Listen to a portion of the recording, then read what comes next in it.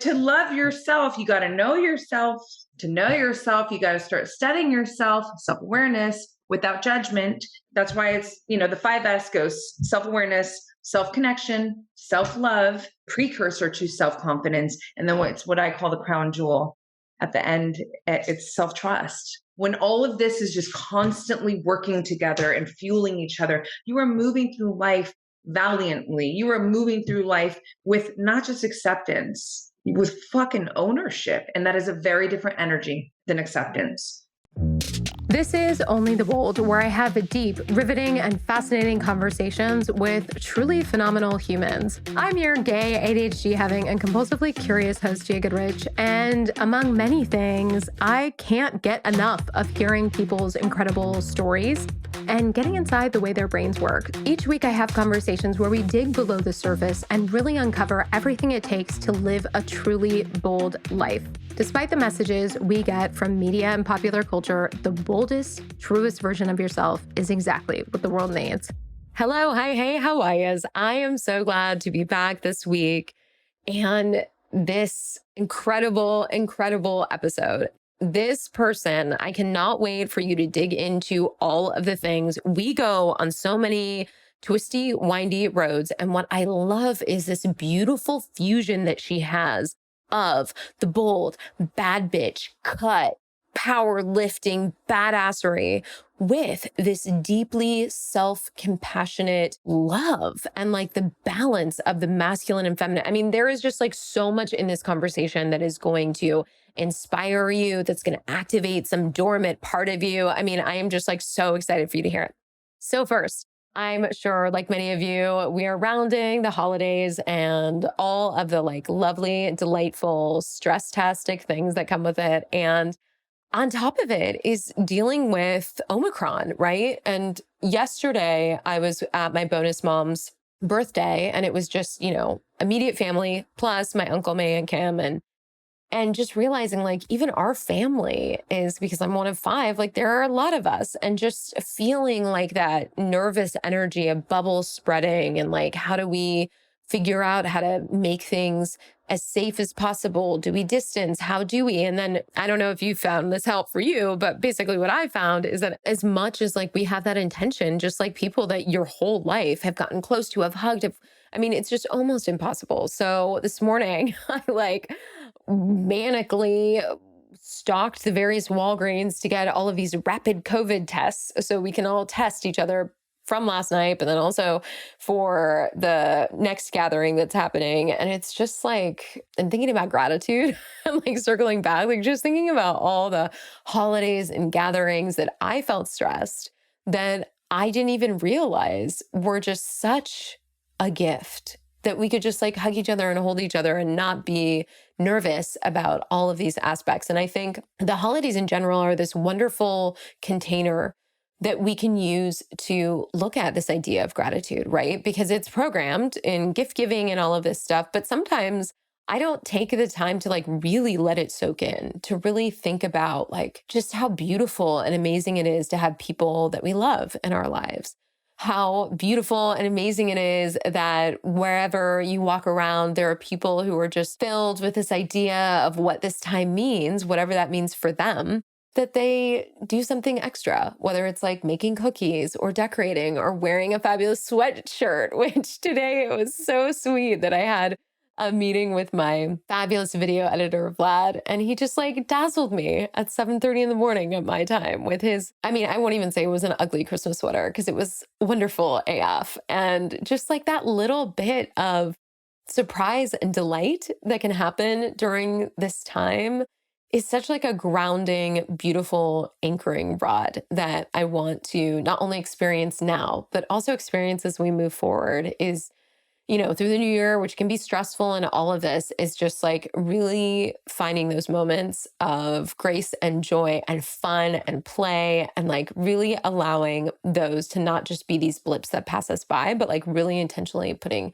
focus and energy into it. So I am really excited to round out 2021 because honestly, I have been seeing all of these TikTok trends that are like, my 2021, bop, bop, bop, bop, bop. And it's all like all of this amazingness. And I don't know, you have to let me know either by DMs on Instagram or commenting or something if I should do this. But I've been flirting with the idea of doing a realistic year in my life because I think 80% of the clips would be like crying or hiding or like being frustrated. I don't know, like being able to own that in some way that like this year has not been my best year in a lot of ways, but that doesn't mean like so many amazing things have happened. Like this podcast, being able to have beautiful conversations, meet amazing people, and there are just so many upsides. So I hope in reflecting around on this year for you, you give yourself some fucking grace because you're a beautiful, wonderful, incredible human and you deserve that. But also, if you are flirting with any of this stuff, internal dialogue that is like a death spiral that's bringing you low, I'm so glad that something nudged you to listen to this episode because there were just some things that this guest said that literally sucked the air out of my lungs and was just like one of those lock and key rings activated, like just like, whoa, these puzzle pieces have come into play in a whole different way. And it's just so exciting and motivating to roll into the new year with this new energy, this new activation, like this new way of thinking about my relationship to myself. So I am so excited that you're in this ride and you're going to get a chance to listen to all of this goodness. And as always, if this resonates with you, our podcast grows by sharing it. So if you have somebody as you're listening to it that they pop into your mind, like just share it with them. I try to do that just myself, and like try to really listen to those internal pings. But not only does it help support us, but you never know what that person might be rocking with, might be feeling. And there's so many moments in my life where somebody sent me the perfect thing at that perfect time. And yeah, I want that for you. I want that for the people in your life. I fucking love you. And let's roll into the episode. If you put Oprah, Navarro Cheer, Marcus Aurelius, and virtually every character Tom Cruise has ever played together in a blender, add extra spice and a little bit of sparkle, you get today's guest. She's a jujitsu practicing, hard rock vibing, workout smashing life athlete, beauty guru, poet, and self-mastery coach, as well as the founder and CEO of Black Belt Beauty, a company dedicated to holistic high performance and empowering people to enrich their lives by building self-trust, general badassery, and a purpose-filled vision for their life. And of course, my favorite, because it's literally the important part, like how do you actually make that happen? This is where I find her genius to be most palpable, is in her creating tangible tools, strategies, and self-talk habits to make those visions a reality. After 2 decades of working as a celebrity beauty expert with clients like Selma Hayek and Shailene Woodley, and being featured in places like Vogue and Harper's Bazaar and virtually every holy grail beauty and fashion forum, she decided to refocus on her superpower area, which is essentially hearing people's trauma, dramas, and stories and helping them spin that into gold and honor who the fuck they are. She's a certified health coach and life coach with an emphasis in neuroscience and brain health. And each week you can listen to her podcast, Black Belt Beauty Radio, where she shares transformative and enriching conversations with some of the most incredible industry leaders. And next month, she's releasing her You Are the Path journal, a beautifully guided and illustrated container for your highest self-expression. Lastly, if you're lucky, you can join her in the Queendom, her private membership space, which brings together growth-minded women committed to becoming the most inspired versions of themselves. The physical and creative juggernaut and deeply inspiring bold soul, Roxanne Saffaie.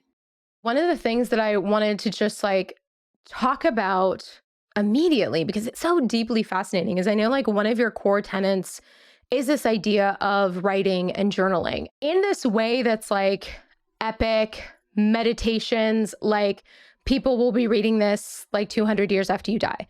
So what is the impetus in that? Just to confess, like I'm coming from a place of I can talk all day long. Yeah. Having me sit down and focus and write because my brain moves faster than I type or my penmanship, I'm just like, 5 minutes and I'm over it. So I'm really fascinated by this as like a framework. Well, thank you. My goodness, it's such a deep subject for me. And the reason for that is because it's my first love. So when you think about, I'm a communicator, right? And obviously conversation verbally, it is a gift of mine. It's joy, it's pure love. But when you think about, for me, because I've been writing, I'm 43, my entire life, like truly. So I go back to elementary years. At that, those stages of life, it's not like we're getting down and having like these really deep conversations, right? Right. You're like, Kathy stole my pen and I'm upset. Yeah. But I was having conversations with myself. I mean, we all are, right? And those conversations with myself, I needed to express. So it was very, very natural for me to just turn to the pen. It was either yesterday morning or this morning in my journal, I was poetically writing that, one does not really realize one's gift and talent when it's so natural to them. Like it drapes your soul. It's so a part of you. I mentioned to you that my first poetry book, and I have a couple different styles of writing. So I'm very poetic. There's that voice. And then of course I'm going to create books that are more of a teachable experience, right? That's the game plan as of now. Poetry, 100,000%. And that's where I'm going first. When I was writing in that piece about, it comes so natural, it's just, you're like looking for this key, right? And then you realize as you live into yourself, into your life, you're like, oh, I'm the key. I've come to realize, so it was like 11 years ago exactly, and I have it documented in writing. I was like, of course you do. When I realized, I was like, wait a second, I'm going to write a book. Because when I was younger, my sister, I'd read her little bits. She's like, oh my gosh, you're going to write a book. You're going to, and I'm like, no, I would almost be like, no, my writing is for me. And I felt that way. I never saw it because again, I didn't see it even as a gift at that time. It was just me, the artist, expressing myself, and of course I felt connection to it so much to where I'd like share it proudly with my sister, but it was never about the external. It was always about the relationship that I had with it, and so I can just put a bow on this piece for you. When I finally got to that place and I recorded 11 years ago, because it hit me, it was almost like an epiphany. I'm like, oh my goodness, I'm going to write a book. And it was a memoir, and that is for sure happening. To kind of just answer your question, because I know I can go out there a lot. It's I think in layers, but it's just never been for me a challenge. It's always been something that's been very, it's the truest expression of my truth, of my heart, and now I'm in a position obviously where, I coach, I mentor women, I have my podcast and I speak about, tools and tactics and things, specifically that I rely on and that I know to be very valuable to the women that I support as well. And journaling is 1000% like at the top of that list. And I'm not the only one. We know so many greats, in the past and in today speak about the power of it. And ultimately, if I had to like give you what's the one thing, like why? Because I believe the most important relationship that you can ever cultivate and fortify and love in this life is a relationship that you have with yourself. This is why I capitalize in all of my writing SELF, self. And the pathway to that, in my experience, is the journal. It's the writing. Because how do you get to know anybody? How do you get to know anybody? How do you get to trust anybody? There's like a little part of me that's like, fuck you, Roxy, because I've heard you talk, I've listening to so much, and you have always had what sounds and feels to me like this really solid understanding of that self. Myself has always been more mutable and unformed and shape-shifty. Yeah. So like, even if you think about the dedication, which I just am so envious of and I love, of like having this archive of your life, an archive of your thoughts, and the way that that can benefit and impact others, but also really deepen your relationship with yourself. But that kind of shored up inner understanding is something that it feels like comes very naturally to you. So is that true? Or is that something, is that just like a gift that you've had? I think it's both. I do. And the reason why I think it's both is because the more that I live and I communicate with others, I've come to see that it could be very challenging for people to just to feel that connection with self, and even know the ways to cultivate it. Whereas like I feel like, ooh, I certainly came out of the womb with this like me and me kind of thing happening. But if I did not invest and fortify, and again, like journaling has been the greatest pathway for that, well, then I don't know who I'd be right now, But do I think that I came out with an edge in that regard? I do. And I actually do think that it's because it's part of my purpose of what I'm here to shine a light on and to lead in. Going back to your point of earlier of like, it's hard for us to really understand like what our truly magical superpower gift is because it's something that's sometimes innate, something that comes easily to us. And then it takes some work and understanding and like really recognizing not everybody has that and that this is special and this is valuable. And then there's like another mode too. Like I feel like there's the knowing. And then there's also like the how can I package and frame this in a way that I can help other people or show up in a way that's benefiting or contributing or making money, even that is leveraging this thing that I have that maybe not everybody else has. Yeah. And it's such a sticky, tricky subject, situation, experience, because some people can feel like I don't want to dirty this pure thing. Like if they do feel a connection and they're aware of it, right? It's like, Yeah. or there's the lack of awareness, it's all kinds of situations. Let me just turn it to what do a lot of women turn to me for? To strengthen their self-confidence, to fortify their self-love, to have the courage to live from their most authentic self. Because that is what I do 24/7, Yeah. 365, like it or not, right? And it is what I've done, right? And Yeah. so, the writing piece, that connection with myself, the battles that I have and continue to go through, I say like my pen is my sword. The pages are my sanctuary. It's medicinal for me. And it allows me to build myself, but also to understand myself, like the level of self-awareness that has unfolded for me, just because of this, writing relationship with myself. It's tremendous. Here's the thing. When I started podcasting, which now has been 4 years in December, it's amazing. Podcasting helped me to turn the volume up on my voice. I've always had a voice. I would say that my makeup career, and I'm not disrespecting it, I fucking have so much respect for it, right? It was like almost 2 decades of my life.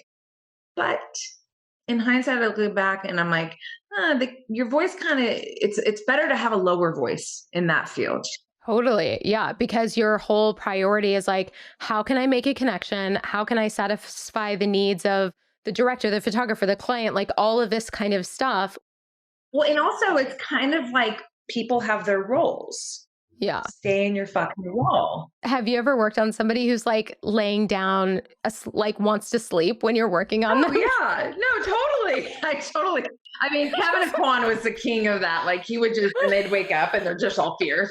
I just always laugh because you see people like in the most contorted positions trying to work around this human. Like, The worst is when they're on the phone. I'm like, I can't. But you have to. And you're like yeah. putting on a fake lash and it's like, but it's like, I've always when I speak poetically. I can't help it. It's my language, I love it. And it's thank you. And it's, my friend, one of my really good friends, and he's got the driest, funniest, like asshole humor. He'd be like, I'd say some deep shit. I'm not trying. He'd be like, I feel like your phone ring should be a gong, like every time he speaks. You're like printed on a fortune cookie. Yep. I'll put it on my wall. Totally. And so, I'd be on set and like just, sometimes like things just flow and I'm talking, whatever I'm talking about. I philosophize about life, or we could talk about neuroscience. It's a passion of mine.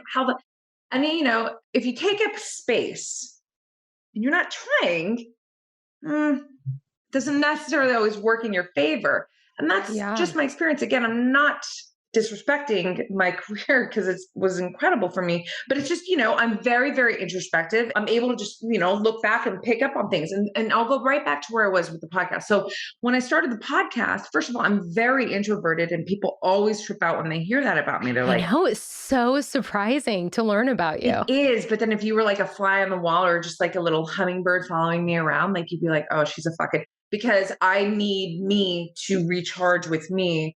I love to be in my head. I love to be in my head, me, my music, and my thoughts, And so it's never been my thing, still is not, to be, like, hey, everybody look at me, pay attention to me. I'm not motivated by that. In fact, I had to really work around that because for some time, it almost felt like it was starting to get in the way of me really moving forward, And so I was like, oh, fuck the labels. Okay, I get it. You are introverted, but like, hey, girl, you've got a voice. You've got things to do.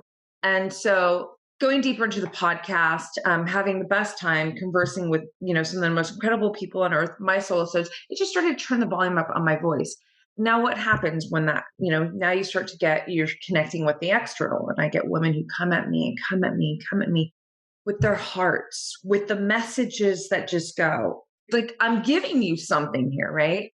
I was like waiting with bated breath because I was like, which way is this going to go?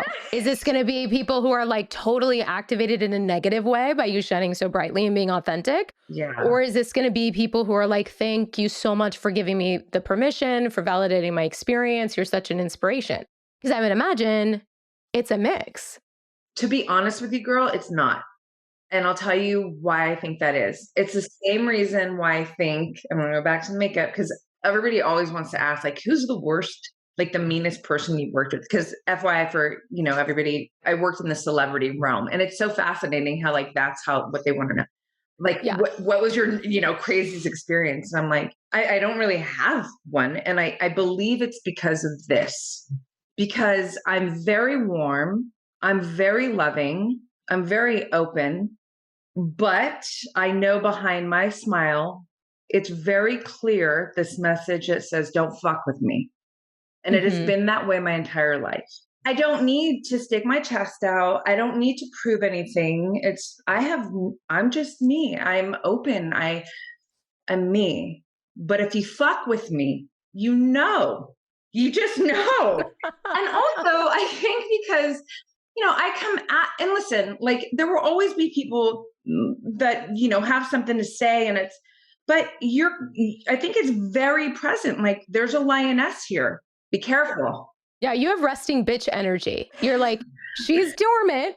She's not activated, but she's there. You do not want her to open her eyes. I have fucking resting lethal energy. I will fucking destroy you. Okay. That's harmony to me because my capacity to love is equal to my capacity of protecting myself or my loved ones if I have to, that like, don't fuck with me. Right.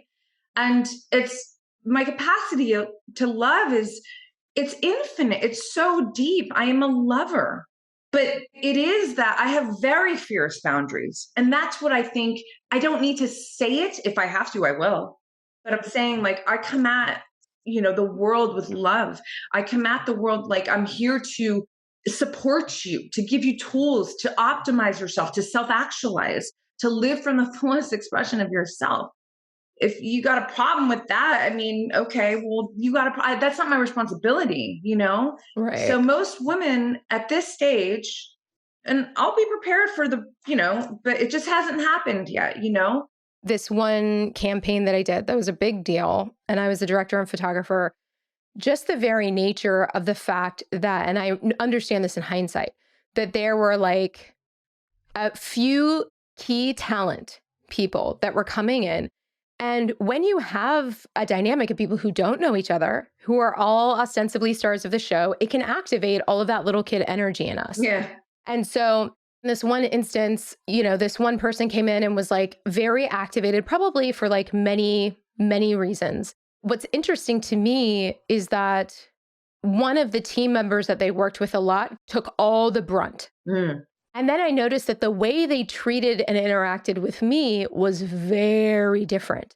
And in trying to like reverse engineer and work through that, I think a lot of that is that balance that you're talking about. Yeah. That similarly to you, there is this like quiet sort of vibration with me. It might even just be my fucking bone structure, but there's like this tripwire that people are scared to go there. And I'm like, I'll smile all day, whatever. But like, and I'm guessing it's the same with you. Like, I'll work with people and be accommodating, but not necessarily from a place of being sycophantic or like sliding into the servant energy. No. It's more of a collaborative, let's make this work energy, but not in a way that's giving you all of my power. 100%, girl. That's nailed it. That's literally, I feel like we were just on set together. We'd have so much fun. We should do a reunion tour just so we can do something together. Yeah, but that's exactly it. I mean, listen, everything is energy. Everything is a vibration. And when you are very rooted in who you are, that could be very threatening to people. It also can be very inspiring to other people. It just depends on where they are, you know? But when you are rooted and you have a sense of, just a strong sense of self, even if, let's just say, I'm not saying you have it all figured out and you're like, oh my gosh, I'm the most confident human on earth, but you at least know this, that I will not go into that servant energy and I will not there's a boundary here that you just can't come across. I also do think that it's just the way that you present yourself too. Like one thing that I can't stand, it's just when I see it, it's like, and I know that sounds judgmental, but that's fine. But like kissing ass, it's like, oh man. And the problem with that is like, you put yourself in that servant energy when you are kissing ass, because if you're really rooted in you, like you don't need to do anything. Like you are you. Whoever's going to like you, whoever's going to vibe with you, like cool, wonderful. But whoever's not, cool, wonderful. At least you know. It's truth. That's what I stand for, is truth. That also activates me too, real quick. Like there are a few things that can like really slide under my skin like nobody's business, and all of my like adulting, spirituality, providing grace for everybody to have their own life experiences goes out the window. And then I find myself chatty Cathy judging the fuck out of that person. And usually like that's one of them, is like this kind of I'll just do anything. I'm going to do this. What do you like? Kind of like energy. It's because that's the opposite of what feels resonant to me. And so it's almost operates as like a fear, because if I'm not living into my authenticity and if I'm not paying attention to who I am and honoring the power, the innate power that I come with, that's what it would look like. Mm-hmm. And so for me, it's just this kind of like cringe. Scary, cringy thing, almost like an alternate universe where I don't have any of the tools to show up that way. Yeah, no, I mean, one has to ask themselves, like, why would you even express yourself in that way? It's just the ultimate sign that there is tremendous confidence lacking there, right? You have to prove yourself to someone so you don't feel worthy. Like everybody has insecurities. Everybody goes through moments where there's a feeling of less confidence or in certain areas. So there's, like in Queendom, my exclusive membership for women, we have every month there's what I call core activations. And we don't do modules. It's not a course. They're core activations. We activate that core subject every month. And I'm very clear on making this like, there's no period at the end of the sentence. So like self-confidence is one. You don't get to some level of self-confidence where you just got it all, like, that's it, done with the course. No. And especially if you are living authentically, especially if you are a path creator, they usually go hand in hand, right? Mm-hmm. You're living your own life by your own rules, operating from your utmost desires, moving towards your ideal vision for life. You know what that means? That means you're going to be fucking stretched constantly. You get to this certain place and then you're going again. Every time that stretch presents itself to you, guess what you got to do? You got to fortify the fucking self-confidence. So it's a life game. Self-mastery is my coaching. It's centered.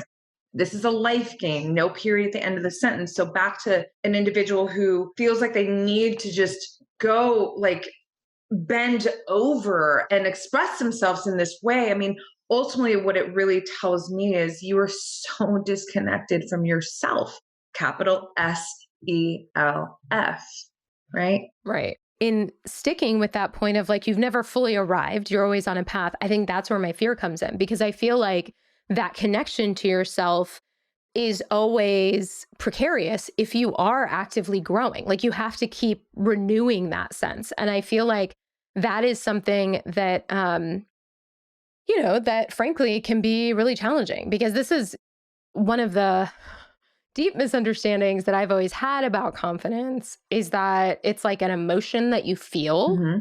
It's not like an action that you do or something that you live into. And that, to your point, if you are trailblazing in any regard, listening to your truth, it means that most of the time you're not going to feel confident because you're engaging in activities that you've never done before. Yeah. Like, just as a weird example, but today I launched this Skillshare class, which I've taught forever. I've been in courses forever, but this is like a new program for me that I've done. And so in a way, I was just like, oh my gosh, emotionally, I've been instantly transported to freshman year in high school, Yeah. where it's like, oh my gosh, all the cool kids are here and they all have the cool North Face jackets. And I don't have any of that. And nobody's coming to talk to me, and you look at like the number and it's like 0. And to me, it makes sense.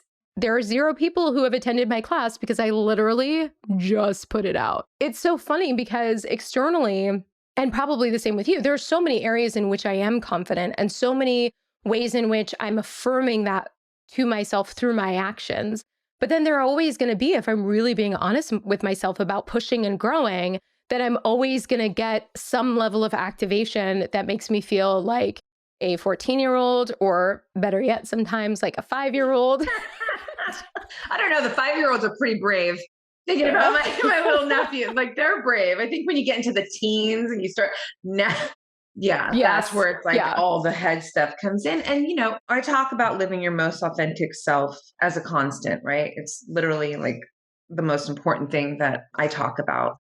To me, it's because I firmly believe that if you really want to live a life of fulfillment, well, that's the piece.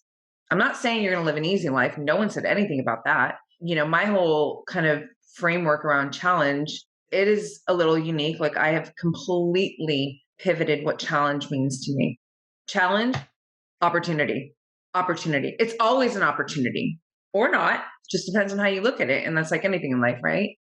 I'm not saying it's going to be easy, but when you start to get turned on by the hard that comes in it, like with it, it just changes everything. I'm not saying it won't put you on your knees. I'm not saying you won't have tears. I'm not saying you won't take hits.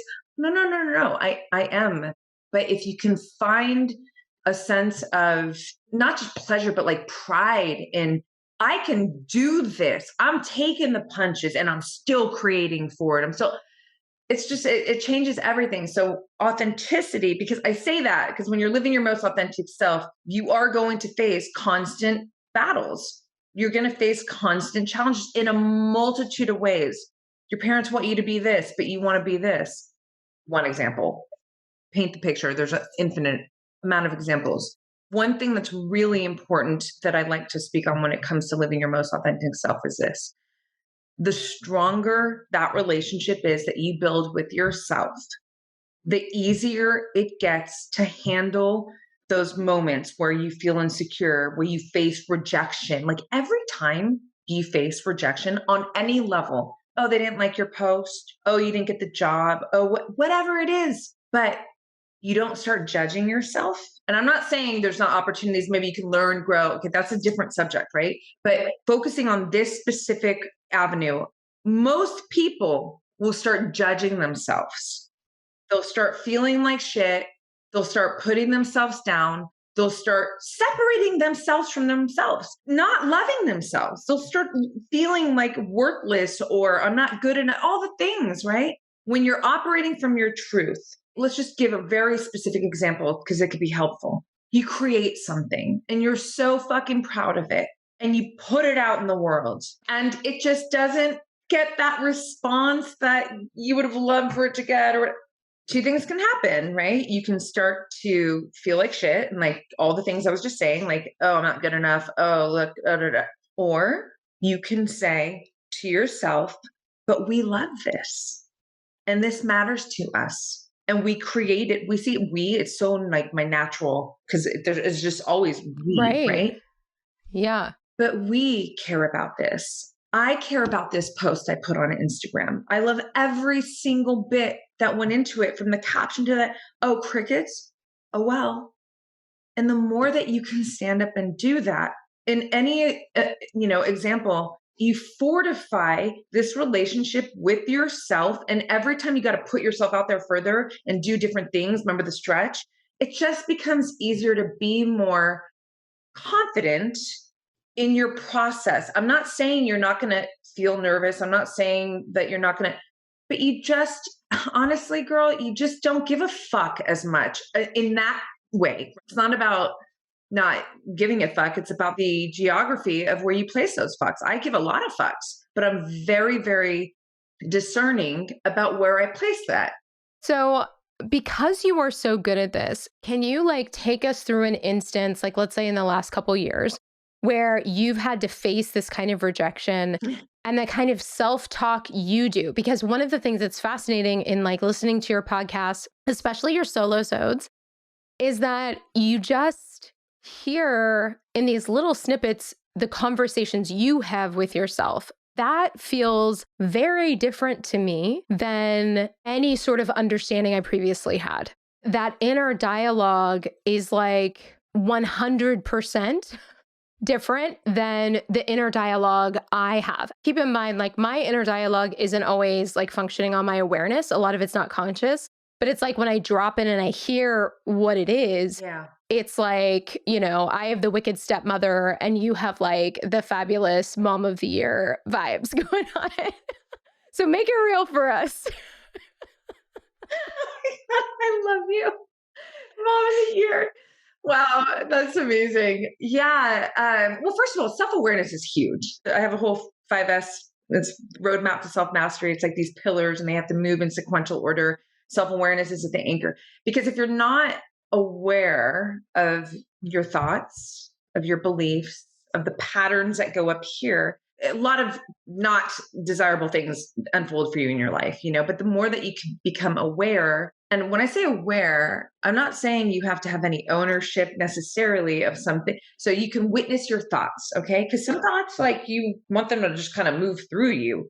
Other thoughts, you're like, actually, there's resonance here. This feels good. And I'm going to own this. This becomes a principle of mine. It's woven into a value system of mine, et cetera, right? That's actually step number one, right? Again, journaling helps you do that. Then you got to think like, so I put this quote out, I think it was last year, and it just went on fire. Like so many women, and it moves my heart that they caught onto this quote so powerfully, but it was, when you stop fighting yourself and you start fighting for yourself, the entire fucking game changes. And I say that because in my 20s, and it's pretty natural in your 20s, there's a lot of like resisting yourself and in my 30s, I moved more into the now I'm fighting for myself piece. And your self-talk is, if not the biggest, one of the biggest factors into that. I say it's actually the biggest. And so you go, well, what feels good? I want you to paint me a picture of like a real life scenario with you where you had all the like tools, you still felt the rejection.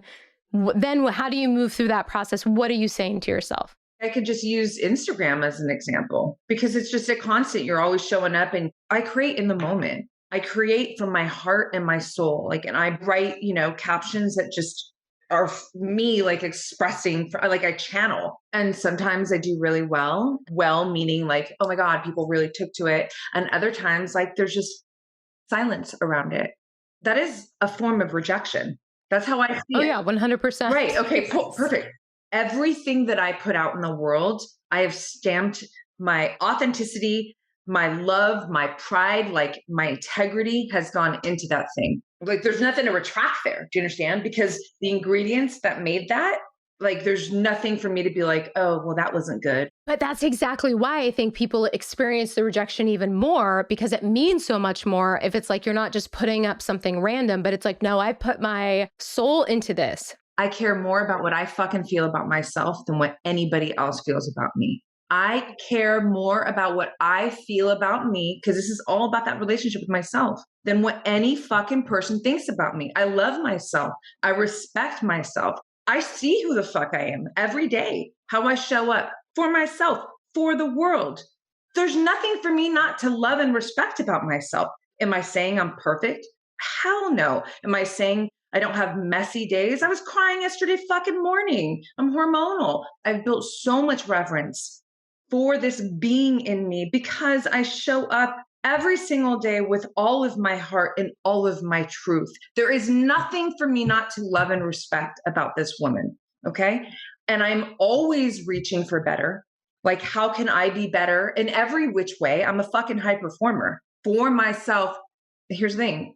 Any inch of improvement that I make for myself, well, guess what, world? You're getting a next level version of me. And that is a contribution because I am a contributor.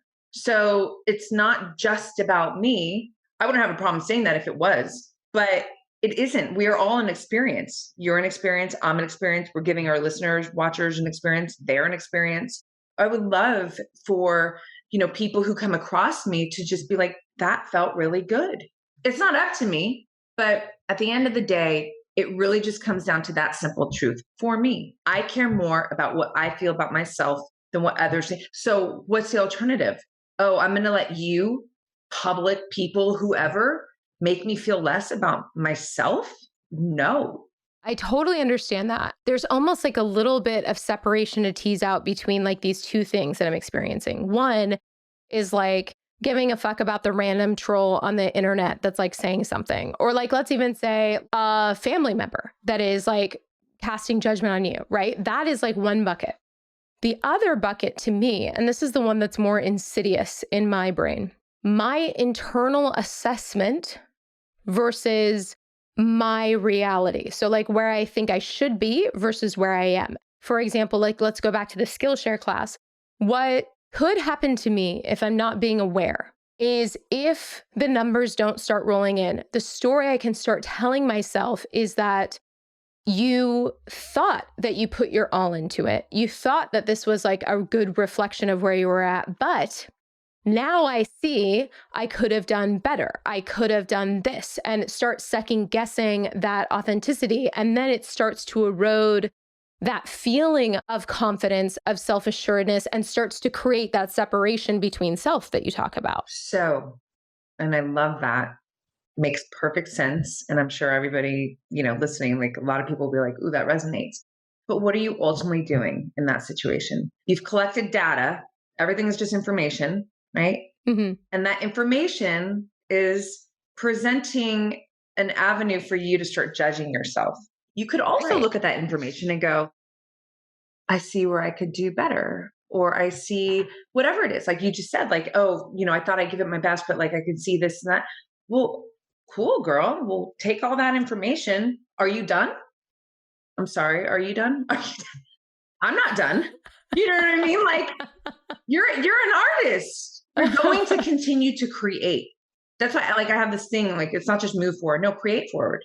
So that's what I'm saying. Like you could totally do that. Like, oh, I didn't, and I couldn't. And you start going down that spiral, which takes, how does that feel? Like, this is where I have this whole thing in my writing. It's like almost like an alias, but like the artalytical woman, because on the one hand, I'm an extreme visionary. I'm very creative and like imaginative. And on the other hand, like when some of my girlfriends joke, this is how it came up, but she was telling me a joke one day and I took it so literal. She's like, I was just joking. She's like, God, you're so like literal, because I'm very logical at the same time. I'm very cerebral.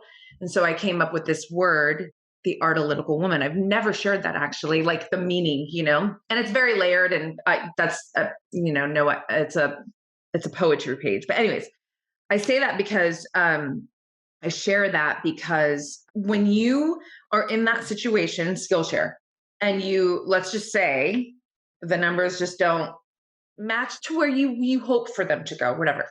You take that information and you look at it from a student perspective. So we're trying our best to eliminate emotion here. We're learning, put on the student glasses and go, okay, is there anything about this that I could have done better? Is there anything?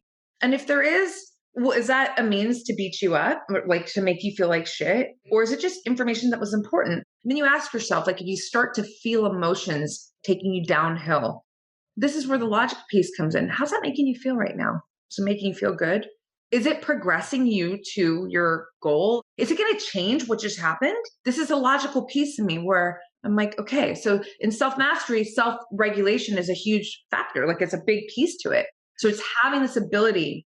I'm not saying resist emotion. I'm saying create space, study your emotion, and then decide. And you can own whatever emotion you want to, but it's highly unlikely you're going to want to own this, feeling of not worthy, not good enough.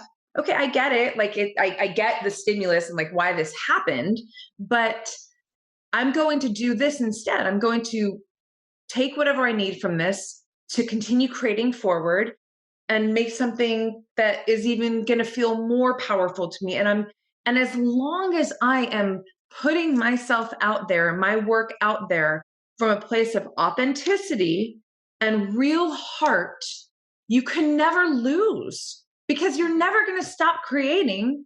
But where you lose is when you start fucking creating for the external. Oh, I need their validation. Oh, I need their you're not keeping it real. And that is very insidious. It just is. You're going to lose yourself. You don't even know who the fuck you are because you're not creating from your truth. So you got to be willing, if you're going to do this authentic life piece, if you want to build this relationship with yourself, understand this. You're going to face several of these moments where you're going to feel rejection. You just are.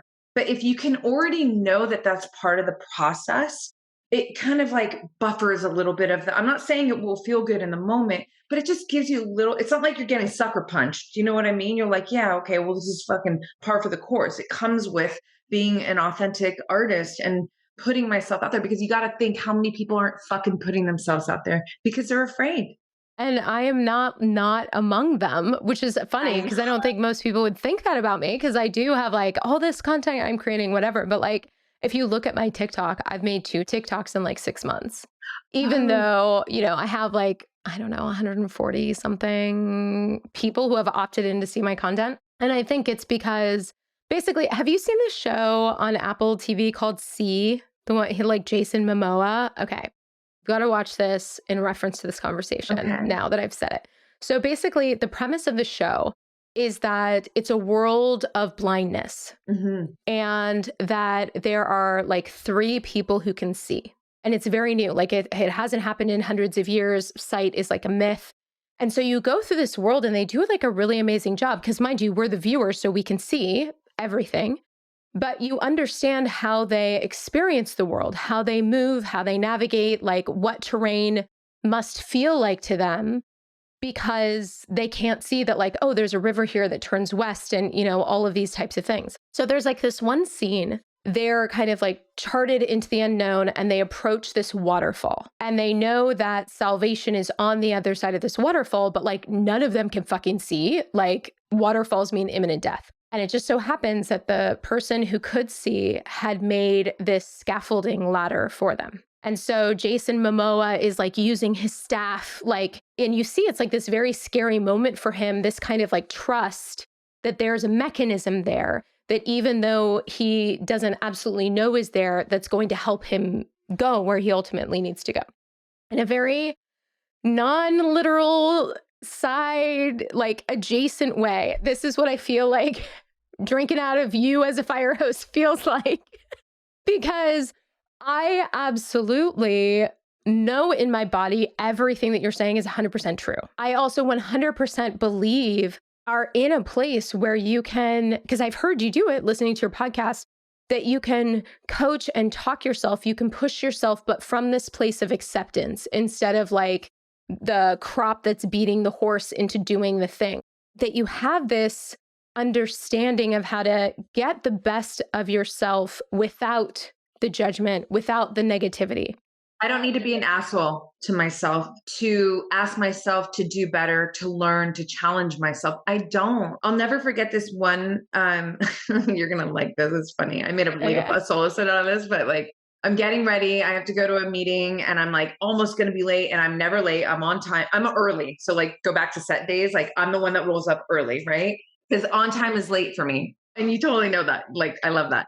And this is my home in LA where they're relentless about parking tickets. And it was that point where I'm like, oh no, I'm going to get a parking ticket. But if I leave now, like I could be late, you know? So it was like, I got to choose.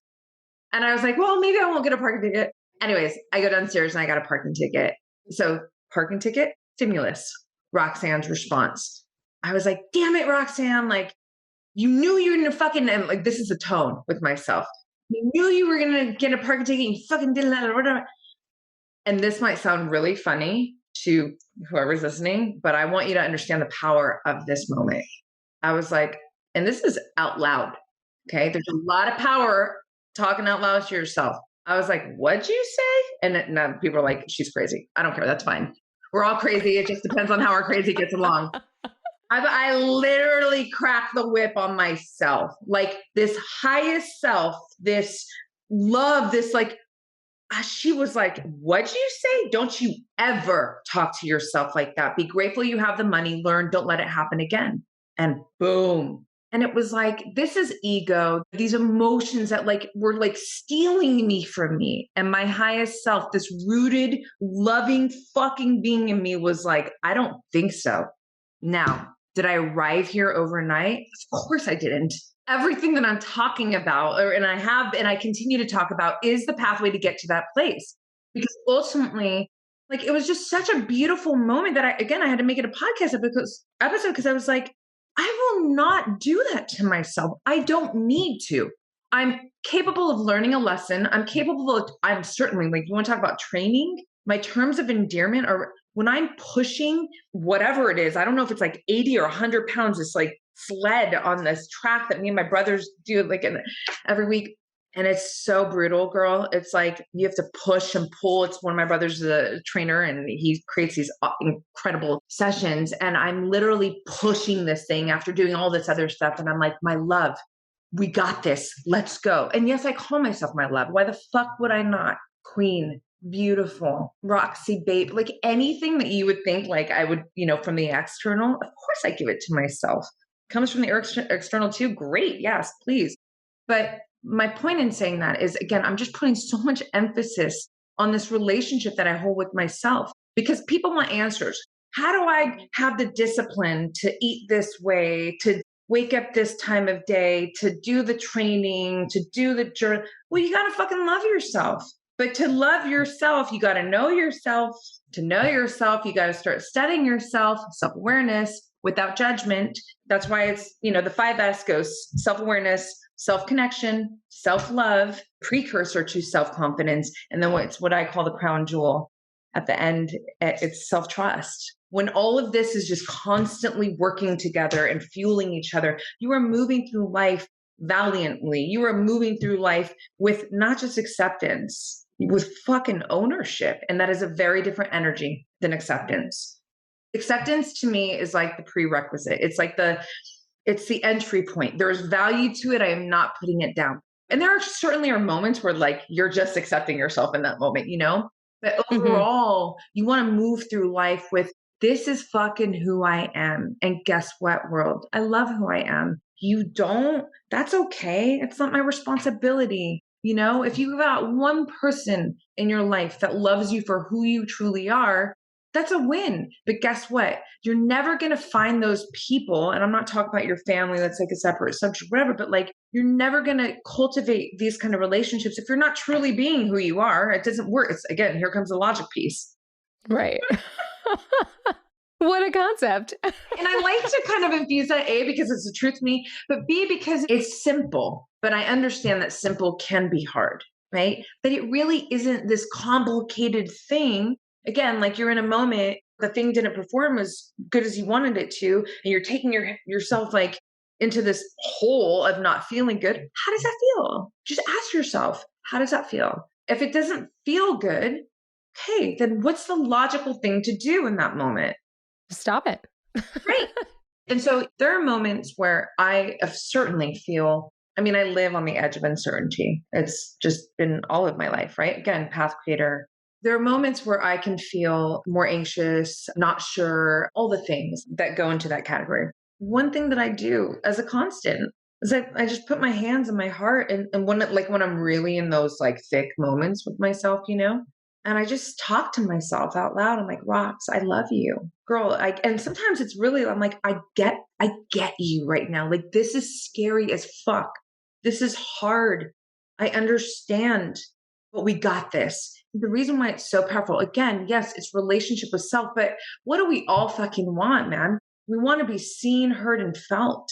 We want to feel appreciated. Okay, so like everyone's looking for that from the external, but I'm saying, like, can you give that to yourself?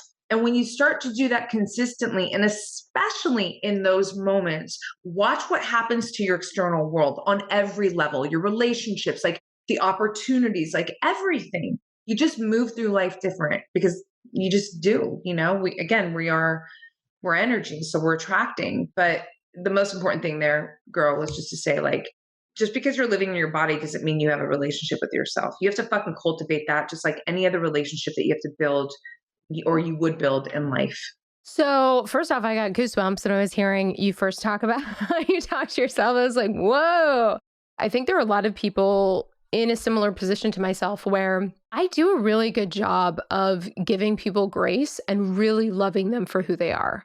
It took me a long time because I spent time as a younger person taking all the internal judgment that I was experiencing and projecting it outwards. So then this next iteration has been, well, why don't I just lovingly embrace and accept the people in my life? And that doesn't mean like don't have boundaries and all of these things, but it just means like honoring that like they are on a journey that I can't deign to understand. Everybody has that little kid of the inside of them that's sometimes dictating how they're going to show up. And like, can I love that person? But I feel like the next iteration is taking that external facing acceptance and lack of judgment and pointing it towards myself. When I was listening to how you talk to yourself, there was this part of me that was thinking, it was rolling my eyes when I thought about me doing it. And this is like the sneaky judgmental part that definitely comes from this having been socialized just by my culture, but also through the particular coaches and trainers that I've had that really lived into this ideology that's all about like harder, faster, stronger. We're going to beat you down until you're nothing, and then we're going to build you back up. And I usually quit before I got built back up. So I just got a lot of like beat downs continually.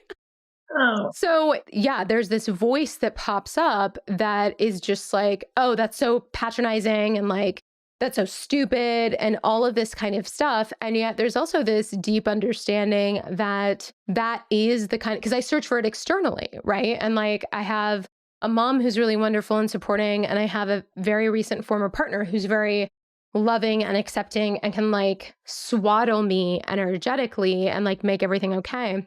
I totally resonate with that energy. And I would be totally okay if you did it for me. But the idea of me doing it for myself feels cringeworthy, even though I know that's like a thinking error of mine. Man, that's so fucking good what you just brought up, because I know there are so many people listening right now who feel the same way. So I don't know if I would call it a thinking error personally, because that still feels really judgmental. Because the truth is, I think that so much of society, like, when the fuck were we taught self-compassion? By the way, that's the term. People talk about like patience and grace. That lives in all of that lives in self-compassion. That's why I call self-compassion a high performance tool. Why? Because it allows you to fucking exhale. It gives you the space. It gives you the patience and the grace, all of that, the love, so you can not beat yourself up, organize your emotions and your thoughts, and again, keep creating forward, right? So that's one thing. Another piece that's so important is I really want you and our listeners too, who feel that like, yeah, I'm with you, girl, like without judgment, because you cannot learn and judge at the same time. I remember when I downloaded that, like journaling, I was in the airport. I can visually remember the moment. I was like, whoa, that was fucking deep. You cannot learn and judge at the same time. So if your goal is really to learn, because when we learn, we can improve, right? Then you have to, and I know it's hard, but you got to take that judgmental lens off and put on the student lens and go, why is this so uncomfortable to me? Why is it that I know intellectually, like I understand that this is really great for me? And in fact, like I even have examples because when I get it from the external, it just feels so good to me. But what is it about me having this moment with myself, this kind of dialogue and relationship with myself? Like, why does it make me uncomfortable? And I'm telling you, everyone's going to have a different response and answer, but the gold that lives in that answer is everything that you need. Because once you get that information, then you go, huh, because ultimately, you know, again, logically, intellectually, you know, like, fuck yeah, I want to hold more self compassion for myself. Like, I want to be able to have those hand on heart conversations and call myself out if I need to, or love myself gently if I need to, and whatever it is, all the above. But I don't want to feel stupid. I don't want to feel like ashamed. I don't. So then you ask yourself, like, why? What is it about my life? What have I lived through that has made me, come to this place? And when you get those answers, and Middle school. Middle school. That was it. yeah, I love you. Middle school is gnarly. It's just now maybe we're living in a time where like you're starting to hear this more, which gratefully like the younger, but like, again, I'm 43. Like I wasn't growing up with like, oh, self-compassion. And here's another thing. I think this is also like why my community, I think men and women, but like focusing on women, just like really, really gravitate to me because it's almost like for the most part, we've seen a lot of, oh, if you have a lot of self-love and you're mindful. Do you hear how my voice is just starting to go into this zone? Into the Earth Mother. That, yep. Earth Mother, like I don't want to get judgmental, but like this is what I eat. This is what I Yeah. Okay. It's Earth Mother Yoga LA voice. I'll say it for us. Hashtag no judgment, obviously. It's definitely vegan. They're definitely eating everything from Erewhon. That's what it is. Love them. That's exactly it, girl. Like, it's so bad. It's so bad. So, okay, so that's like the norm. And, you see that, or go back to your coaches and you see these edgy, like, fucking without any compassion, like, we're going to go to the edge. And like, it's all like, da, da, da. And it's like so masculine energy or so, feminine. And listen, like, I am both edge and curve. I am both. My whole brand is edge and curve. It is the harmonization of masculine and feminine energy as a constant. I don't need to fucking play a harp for me to be a light in this life. Okay. And I also don't need to just be so overly aggressive to let you know that I mean fucking business. And that is what I know a lot of women, because even in my private coaching, I coach like very selectively a small group of private coach clients.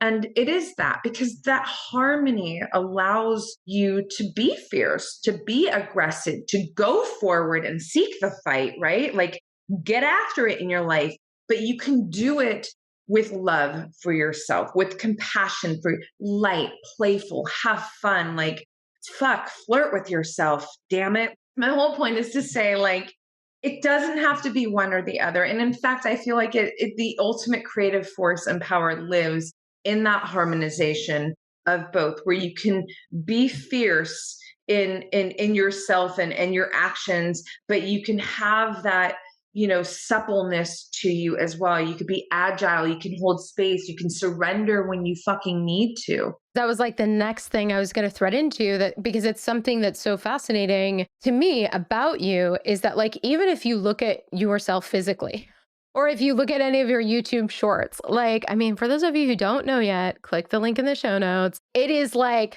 ripped Terminator style, like pushing boulders up mountains type of energy, Navy SEALs, G.I. Jane epicness. And then you're like talking about, hey, babe, I love you. You're like, let's take a salt bath together because I just appreciate your amazing energy. And let's dance with the universe. And I'm just like, what? How does this happen? So here's the thing for me that I actually just had a session earlier today with an intuitive that she knew nothing about me, picked up my energy and she was like, you're somebody who is known for their intellectual capacity, is somebody who like puts puzzle pieces together in ways that are totally surprising to people. And also, you are experiencing a feeling of emptiness every day. And I was like, whoa, like, facts. Thanks. Thanks, Virginia. That's a truth bomb right there.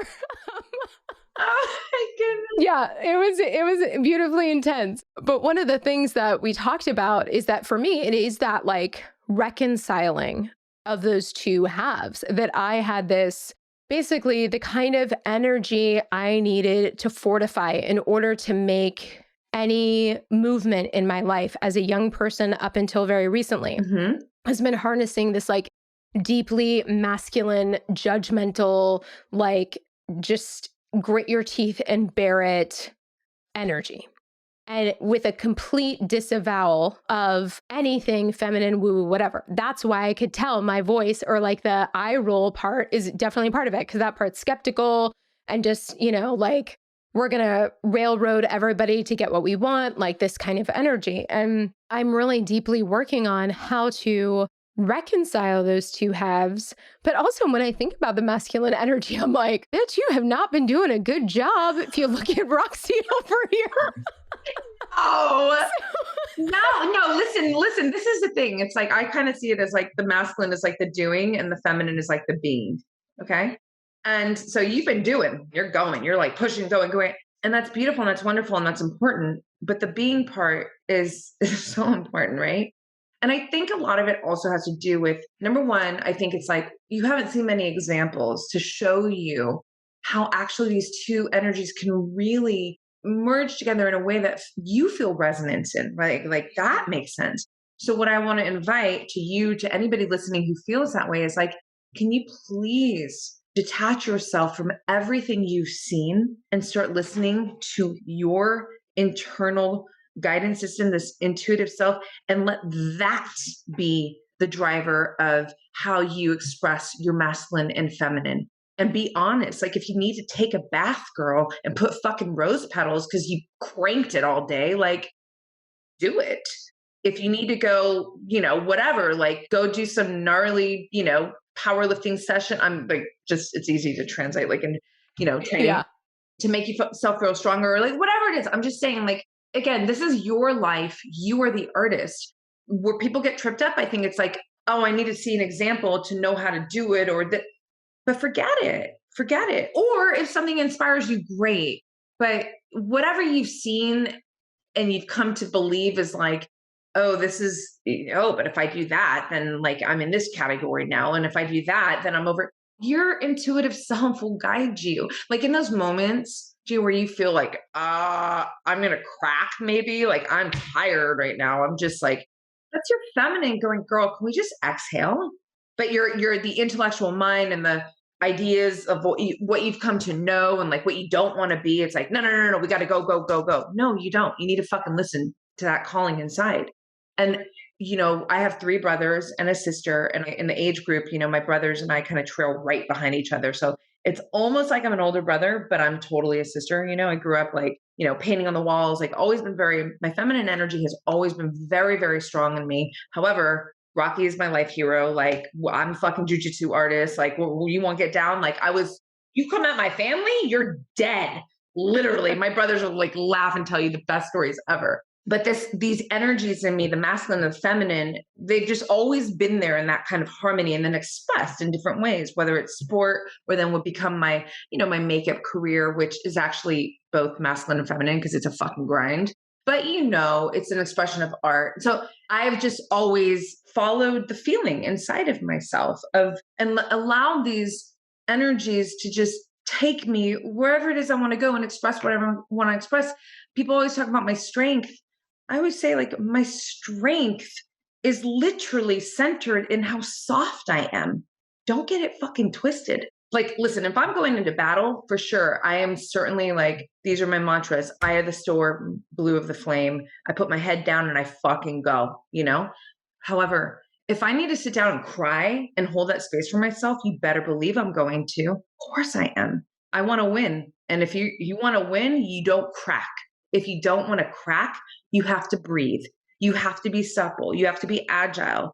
This is the masculine and the feminine working together. Yeah. The only frameworks I've had any sort of familiarity, loose familiarity with are some of the more Eastern frameworks Yes. where you see like Tai Chi and really some of these where it's honoring both energies and really teaching you how to harness both, but really understanding there's going to be a deep asymmetry that makes you way more weak if you are only rocking with one out of the two.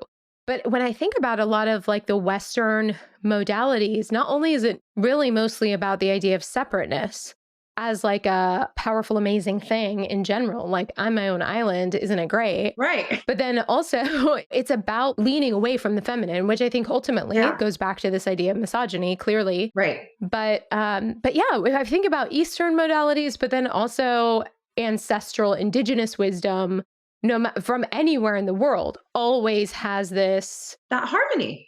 harmony. Yeah.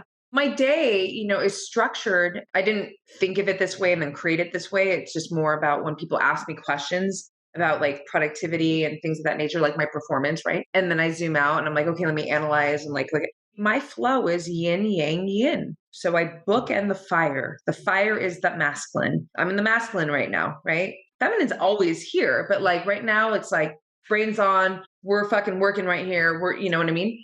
The feminine, the yin and the yin, that bookends. So I wake up, I'm an early waker and an early sleeper. So anywhere between 4 and 5:30, writing, meditation, reading, daydreaming, just allowing myself to come into myself and into my day, right? Giving to myself before I give to anybody else. It's crucial. I'm not on social media. I'm not, no. That first. It's like me kissing every part or hugging, whatever you want to, every part of my being and saying like, I love you. I see you. Are we ready? Okay, let's go. And the minute I go, we're fucking going. And now it's like, there's training, there's work, there's, whatever. And then, as the sun sets, I start to set with it. I don't have lights. I have like pink salt lamps and candles and it becomes a spa in my home. And, I do, and I start, and I'm reading and I'm writing and I'm listening to podcasts. And I don't watch TV except for UFC, but I do love film, but that's like a rare occasion. I love that you're like, in my spa, I am watching UFC. I don't think you could summarize it in any more accurate sentence. It's a Saturday. I'm going to have the UFC on and no lights, just candles and the thing. That is so true. Like I shower with like candlelight. It's just like, it feels so good. And and I do a lot of walking throughout the day and I love my end of day walk after dinner. And it's like when I got my music on and like writing will come to me. But again, it's like this moment where I get to just like honor myself. I get to connect with myself. I get to respect the work that I just did and just restore and then put myself into, a process of high quality sleep, which is, it's the most important thing, period. All of that is to say like, that is when you zoom out and you're like, oh, like this is yin, yang, yin, which is validating, the point that you made of that Eastern philosophy and ultimately like way of life. They definitely, in ancestral times, you're right, like they had it down, Mm-hmm. and our Western, because, we were like, we're going to build, we're going to grow. And it's just so hardcore masculine. Just because you're not falling apart doesn't mean you are not grinding towards your goals, your mission, and your vision. Just because you're not falling apart does not mean you're not grinding towards your goals, your mission, your vision. Why is that important? It came to me and it's going to be a post, but because what have we glamorized? This like, if you're not like bleeding, you're fucking not, it's your fault. You're not winning. You're doing something wrong. You're not going to get there. To succeed, you must get sick. And they don't say that because what? They get sick. People get sick because we're sorry. It doesn't work that way, and you might get there wherever there is faster, but you're not feeling good inside, whether it's an actual ailment that arises or it's you just feeling so fucking empty and disconnected to yourself because you haven't done these things. You haven't created that space and that time to connect with yourself. And yeah, it's going to take time and energy, and that could take away from the doing piece, right? So maybe you're getting to those other, for me, it's winning on the way to fucking winning. Winning on the way to winning is what I care about. It's what I feel every single day as the dominant. There are going to be some days where I just don't feel, because again, I'm a woman and I've got hormones and that's a reality, or whatever, challenging life, all of the above. But for the most part, I can swear on my family, if I fucking died right now, which I don't want to, I die a very happy, successful woman, because I have lived my truth and I don't fall apart because I love myself and I'm taking care of myself in this process. And I want to be very clear when I say this too. I don't have it all figured out. I'm learning every step of the way, but it's how I am allowing myself to learn and to grow that is the message that I'm trying to give here, right? So we're not perfecting. There's no perfection here. That's an important point, because I feel like a lot of people project a lot of ideas. That's one of the things that really resonates about your energy, and a lot of the people that I really connect with is that being very transparent about the fact that it's like, this is all a process. And yes, I do have these areas where I've gained a lot of wisdom and insight, and I have a superpower area that I can share with you. And also, I'm a human that is working things out and figuring things out. I'm not what was I going to say? I'm not a replicant. Replicants are perfect and attractive. Do you know from Blade Runner?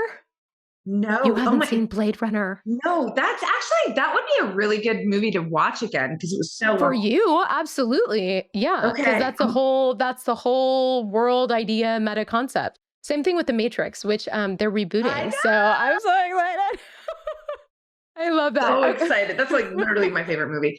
I mean, it's a documentary. That's how I see it. But well, I don't remember. It's been long enough for me to quote it accurately, but I remember both of the Wachowskis at some point talked about the whole idea of the Matrix basically being a deeply spiritual concept, that the way people have thought about it is exactly what they intended. And this whole story and all the archetypes, and you can really read into everything from the way that they're named. They're all of these references to these very spiritual ideas and concepts.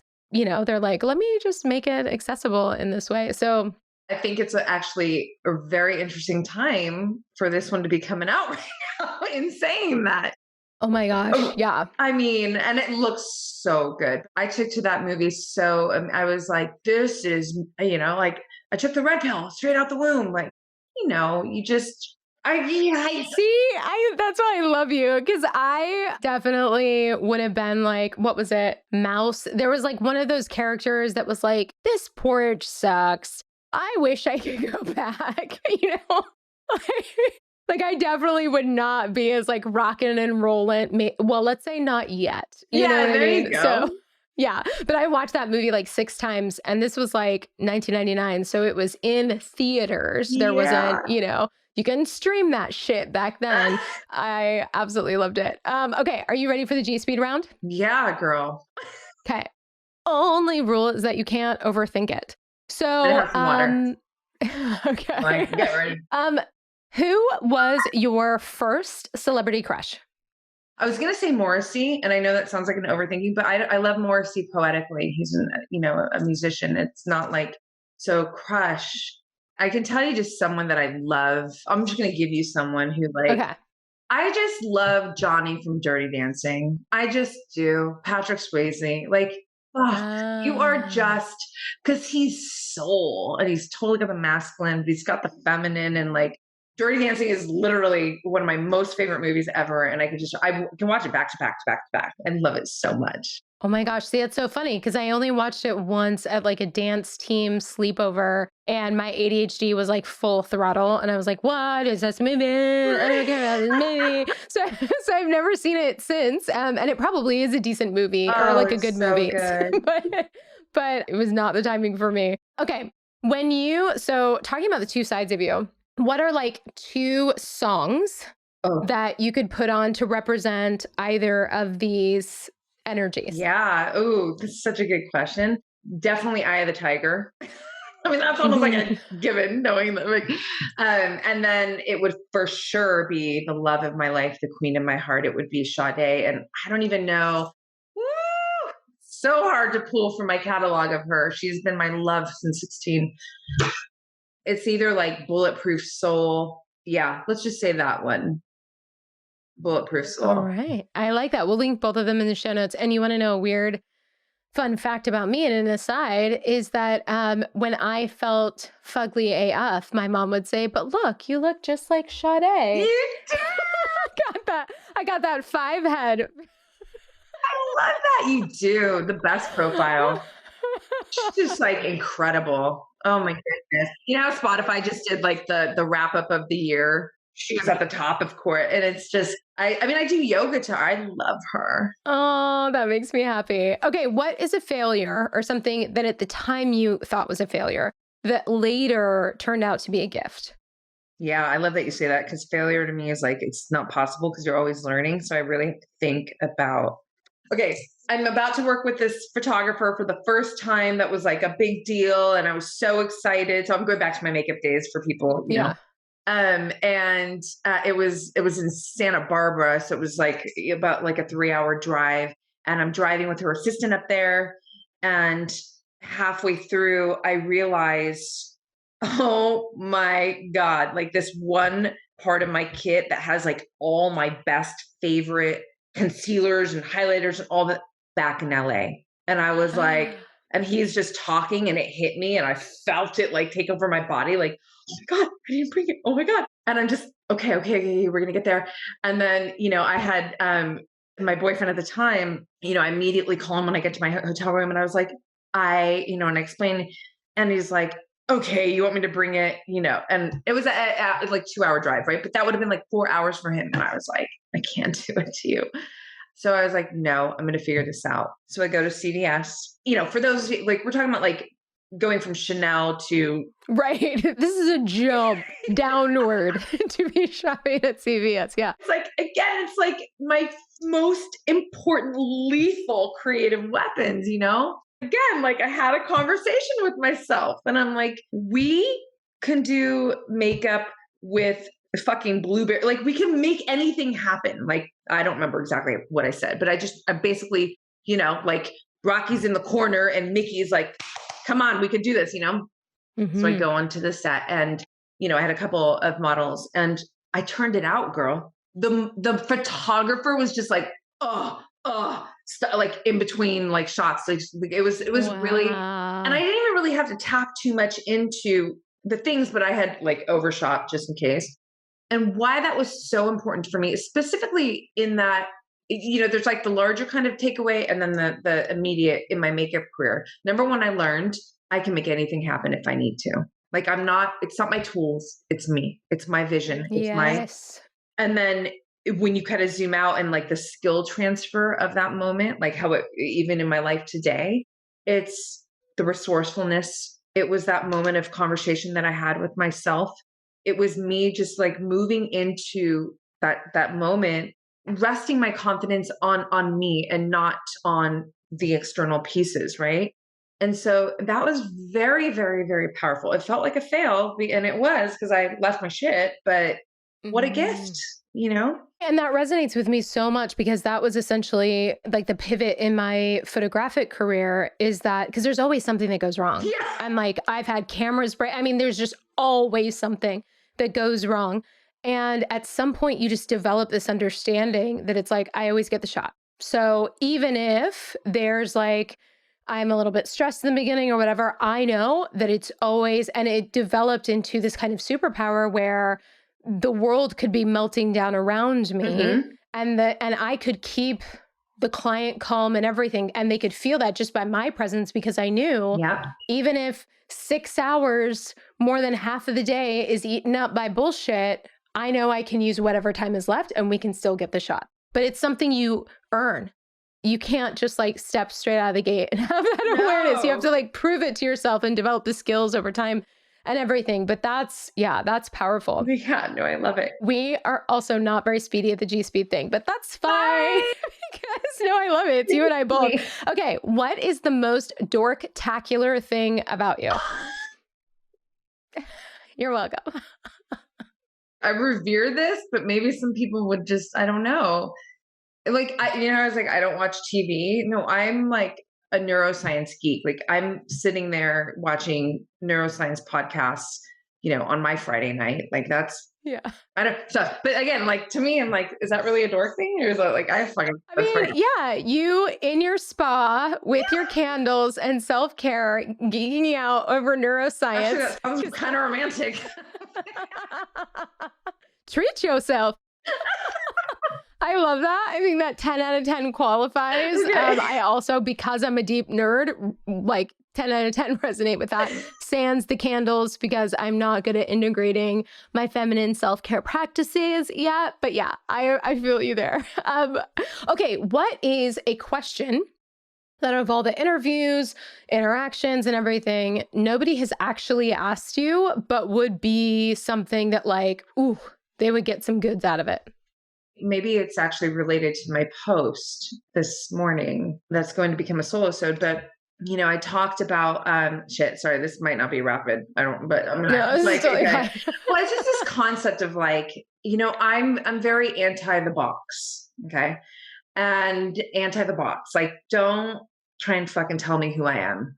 Don't you dare. Oh, like, have fun. Mm-hmm. And I will throw you into the labyrinth that I am. I am whoever I want to be whenever I want to be. I will evolve forever as my heart desires, publicly, privately. I'm an artist, first and forevermost. So I obey my heart, where the art comes from. And so, it's just a really interesting thing. Like, you spend like almost 2 decades as this celebrity makeup artist, beauty pro, and then now you're podcasting, and it's like, all these like labels and titles, and so I'm like, oh, but you're an athlete. Like, people like Instagram, like you're an athlete. Yeah, okay. Listen, here's a fucking deal. Let me bring. Oh, you're a coach. I'm all of it. But guess what? It all starts with me being a fucking artist. I'm a writer. It all starts with me being an artist. And then because I allow myself to express myself and what I'm truly passionate about in all the various ways, whenever the fuck I want, art, creativity is what curates the process, whether it's my training and I'm being creative in that process, how I take care of my diet, my writing, how I coach, the art of conversation. It is all art. Right. Mm-hmm. And so, I don't know. The question, I guess, is like, well, what, maybe like, what do you believe to be true about you? Or what do you feel resonates with you? Something along those lines. I don't really have the question. I just have the fucking answer.